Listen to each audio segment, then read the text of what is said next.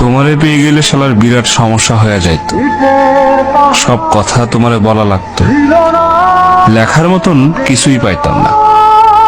দুপুরে হয়তো তোমারে পাইতাম ঠিকই, কিন্তু সারখার করা দুপুর পাইতাম না।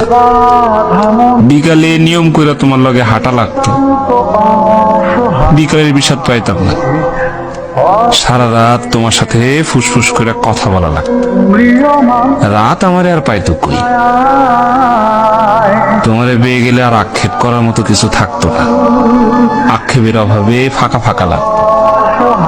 তোমার দিক তাকাইলে তোমার চোখে ডুবা যাইতাম, পিঙ্ক ফ্লয়েডে আর ডুবা হইতো না।